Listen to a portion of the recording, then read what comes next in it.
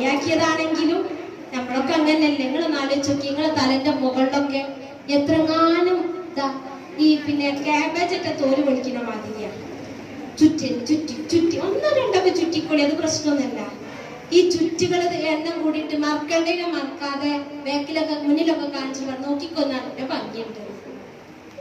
അതാണ് ഉമ്മയും നിങ്ങളും തമ്മിലുള്ള വ്യത്യാസം അല്ലേ? അപ്പൊ തോന്നുന്നു ഉമ്മ നമ്മളെ എതിർക്കുകയാണ്.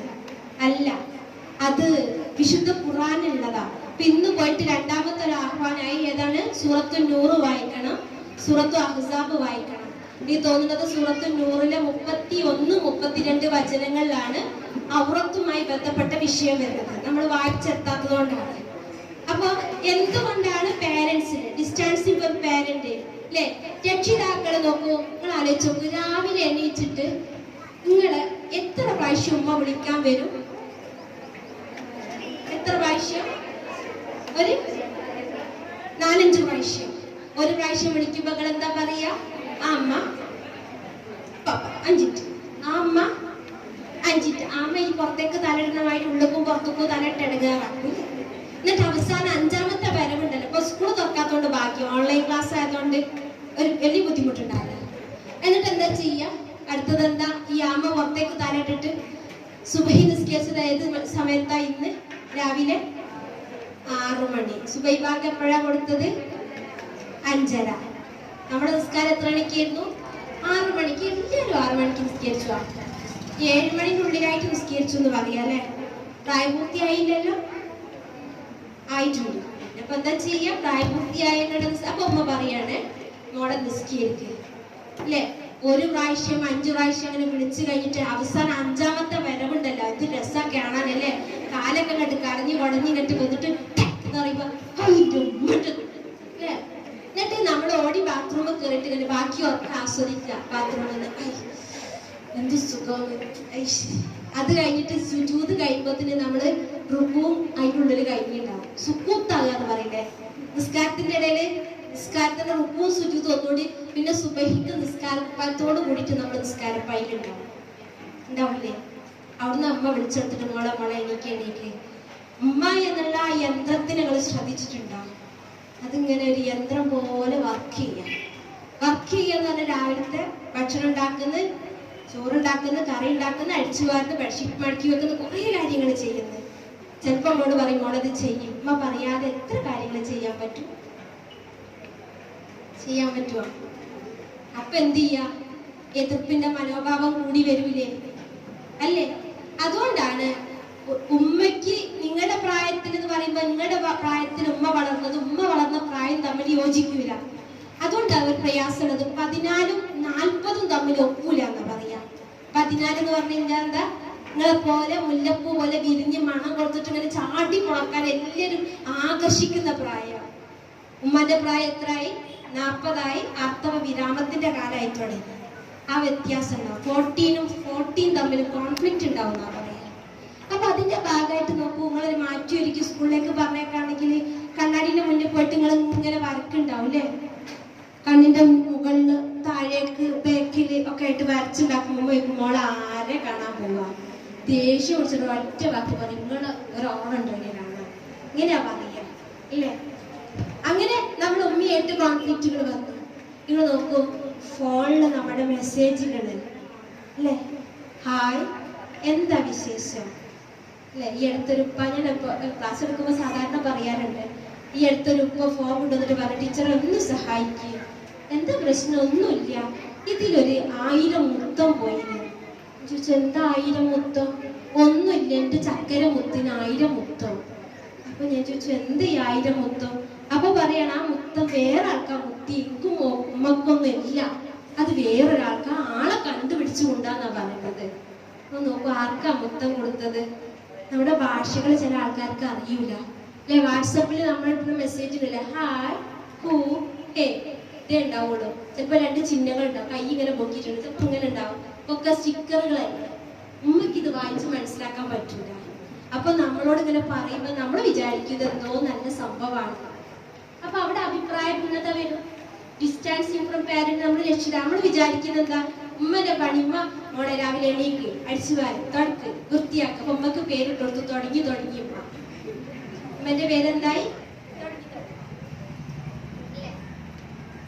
തുടങ്ങി ആയപ്പോ നമ്മുടെ ഉമ്മക്ക് പേര് തുടങ്ങിയായി. പക്ഷെ ആ ഉമ്മയ്ക്ക് വേദനകളുണ്ട്, പ്രയാസങ്ങളുണ്ട്. അവർ പ്രാർത്ഥിച്ചുകൊണ്ടിരിക്കുന്നത്. എന്തിനാ പ്രാർത്ഥിക്കുന്നത്? അല്ലാഹുവേ, ഞങ്ങളുടെ മക്കളെ തെറ്റിലേക്ക് പോക്കല്ലേ. അല്ലേ?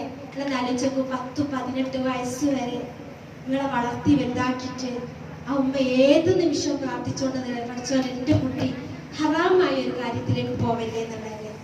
അതല്ലേ പ്രാർത്ഥിക്കുക.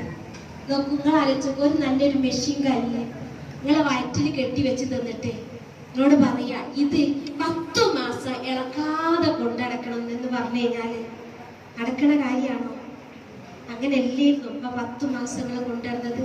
ഒരു പ്രശ്നം പറ്റാതെ, ഒരു അപകടം വരുത്താതെ എന്റെ കുട്ടി സാലിഹായി സന്തതിയായിട്ട് വളരണേന്ന് പ്രാർത്ഥിച്ച്, കയ്യും കാലും വളരണമെന്നൊക്കെ പ്രാർത്ഥിച്ച് വലുതാക്കിയിട്ട് ഒരു നിമിഷം നമ്മൾ പറയാ, ഒരു സുപ്രഭാതത്തിൽ കണ്ട ഒരാള് ഉമ്മ ഇപ്പം പറഞ്ഞ ചീത്തന്റെ അടിസ്ഥാനത്തില് ഇയാളല്ല വലുത്, അതിനേക്കാൾ വലുത് അദ്ദേഹമാണെന്ന് മനസ്സിലാക്കിയിട്ട് ഇട്ടേച്ചു പോകുമ്പോ ഒരു നിമിഷങ്ങൾ ആലോചിച്ച് നോക്കിയാണ് ആ ഉമ്മാന്റെ മനസ്സിന്റെ വേദന എത്രയെന്നുള്ളത്.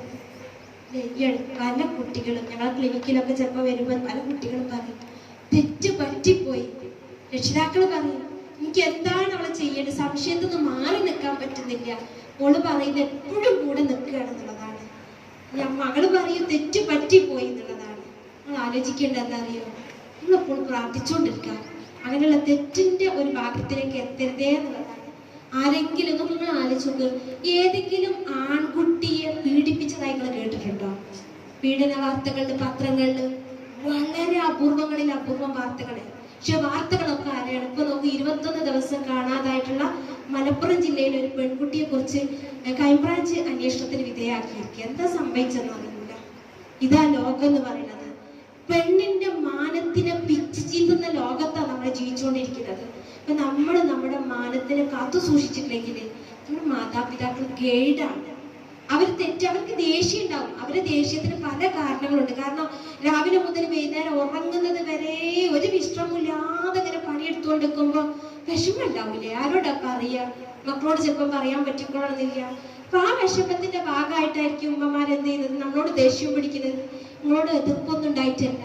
അപ്പൊ ഉമ്മനോട് കൂട്ടിപ്പിടിച്ച് ചോദിക്കുക, അമ്മ നിങ്ങൾ എന്തിനാ ദേഷ്യം പിടിക്കുന്നത്? നിങ്ങൾക്ക് പ്രയാസം ഉണ്ടെങ്കിൽ പറഞ്ഞോളൂ, ഞാനൊന്നും അറിയാതെ ചെയ്തു പോയതാ, പറ്റിപ്പോയതായെന്ന് പറയേണ്ടതേ വരുള്ളൂ. പക്ഷെ അതിനേക്കാളും സ്വരത്തിൽ ദേഷ്യം പിടിച്ച് നമ്മൾ ചാടിക്കളിച്ച് എല്ലാം കൂടി വൃത്തികേടാക്കുക ചെയ്യുക. അതുകൊണ്ട് കുട്ടികൾ രക്ഷിതാക്കളിൽ നിന്ന് അകലേണ്ടവരല്ല, അടുക്കേണ്ടവരാ.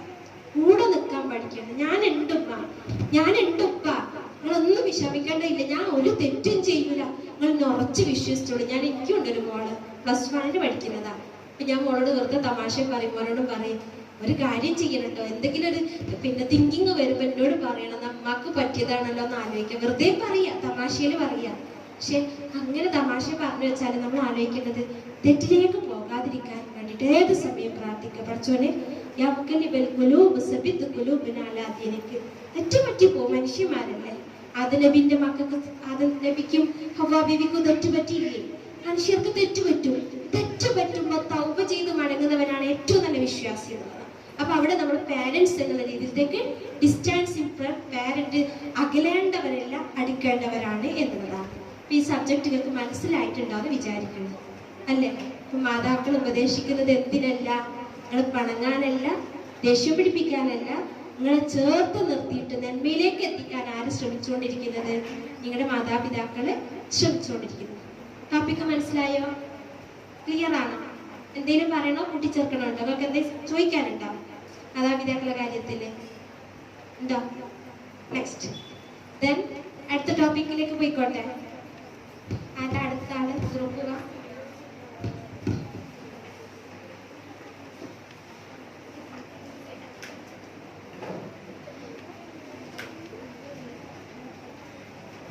നിങ്ങളല്ലേ? വേഗം ഞാൻ എന്റെ കൂടെ ഇത്രയും ആൾക്കാരെ അവതരിപ്പിച്ചിട്ട് ഞാൻ ഓരോ വെറുതെ വിട്ടിട്ടില്ലല്ലോ. വേഗം സമയങ്ങളല്ലേ?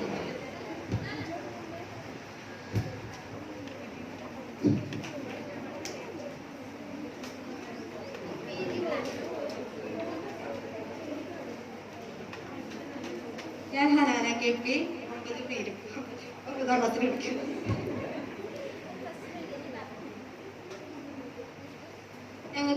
കിട്ടിയിട്ടുള്ളത് കൗമാരപ്രായ ഘട്ടത്തിൽ നമ്മള് ഭക്ഷണക്രമങ്ങളെ കുറിച്ചാണ് ഞങ്ങൾക്ക് വിഷയം കിട്ടിയിട്ടുള്ളത്.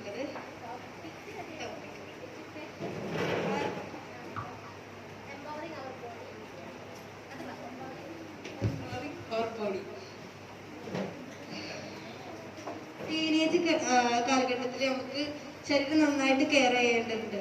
പല പ്രോട്ടീൻ അടങ്ങിയ ഭക്ഷണങ്ങൾ കഴിക്കേണ്ടതുണ്ട്. രാവിലത്തെ ഭക്ഷണം നമ്മൾ ഒഴിവാക്കാൻ പാടില്ല. പിന്നെ ഈ കാലഘട്ടം നമ്മളെല്ലാവരും വെജിറ്റേറിയൻ നോൺ വെജിറ്റേറിയൻ ഒക്കെ മിക്സ്ഡ് ആയിട്ടാണ് കഴിക്കേണ്ടത്. രാത്രിയിലെ ഭക്ഷണം നമ്മൾ കഴിവതും കുറക്കുക. പിന്നെ ഫാസ്റ്റ് ഫുഡ് ഒഴിവാക്കാൻ ശ്രദ്ധിക്കുക. കൊഴുപ്പ് കൂടിയതും മധുര പലഹാരങ്ങളും കഴിവതും ഒഴിവാക്കാൻ ശ്രമിക്കുക. തടി കൂടാതിരിക്കാൻ പ്രത്യേക മുൻകരുതലുകൾ നമ്മൾ സ്വീകരിക്കേണ്ടതുണ്ട്. പലഹാരങ്ങൾക്ക് പകരം പഴങ്ങൾ ശീലമാക്കുക. ഇത് വേനൽക്കാലം ആയതുകൊണ്ട് തന്നെ ഒരു ദിവസം മിനിമം 1 ലിറ്റർ വെള്ളമെങ്കിലും കുടിക്കാൻ ശ്രദ്ധിക്കുക. വിറ്റാമിനുകൾ അടങ്ങിയ ധാരാളം ഇലവർഗ്ഗങ്ങൾ കഴിക്കുക. അതിരാവിലെയുള്ള ഇളവയിൽ കൊള്ളാൻ ശ്രമിക്കുക. അതിൽ വിറ്റാമിൻ ഡി ഉണ്ട്.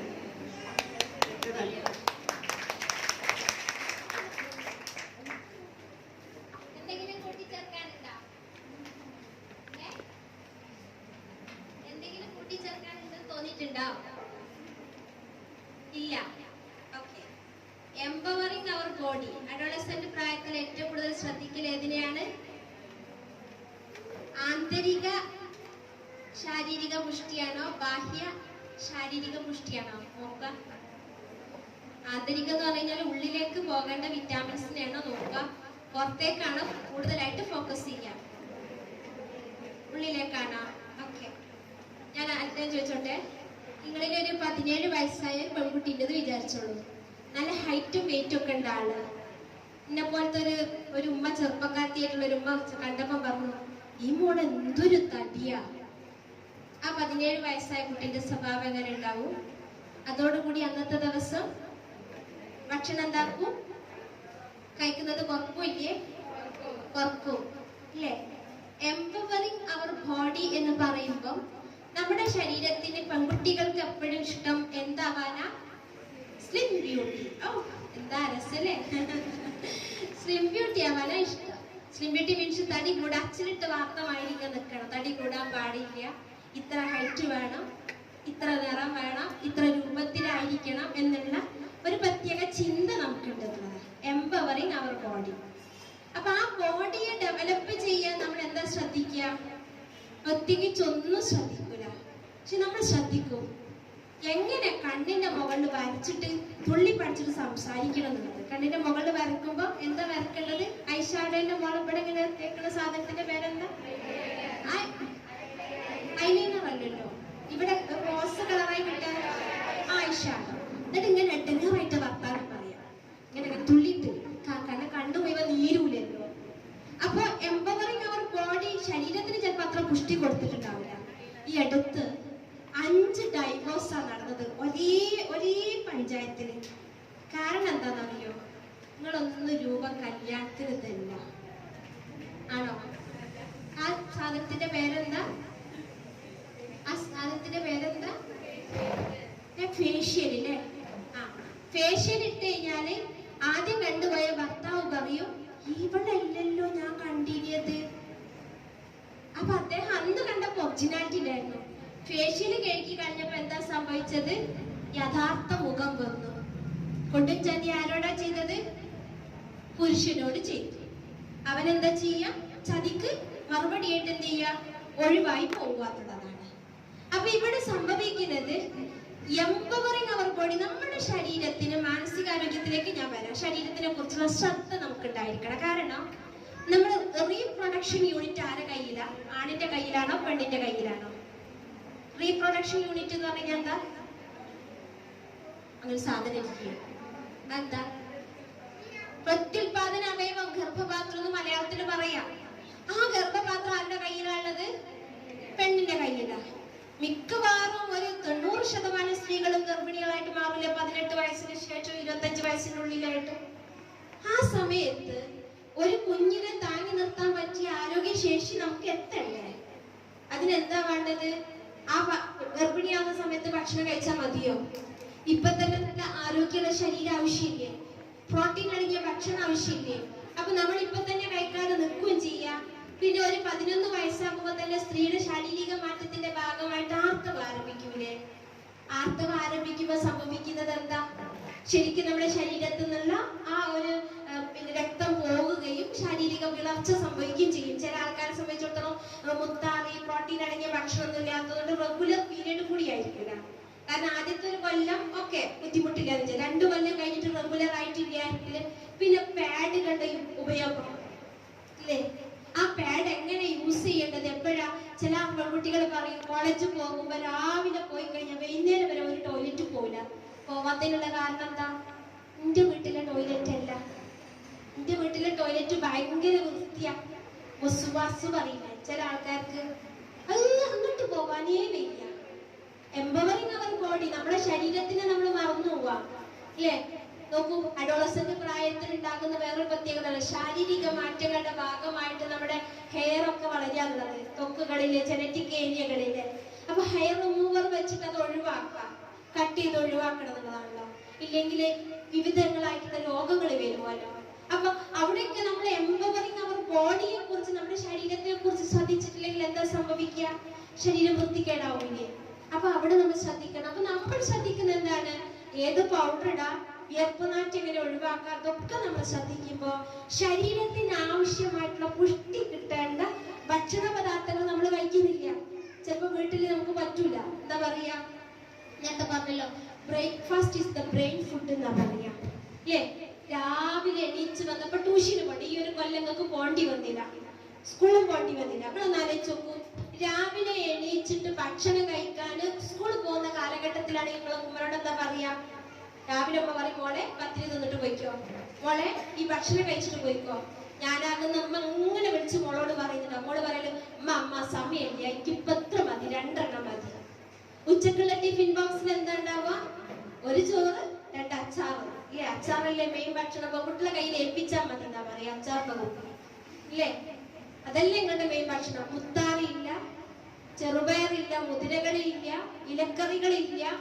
ഇതൊക്കെ ചില കുട്ടികൾക്ക് ഉള്ളി എങ്ങാണ്ട് കറി പെട്ട് കഴിഞ്ഞാൽ ഉള്ളിനെ അങ്ങോട്ട് മാറ്റി വെക്കും.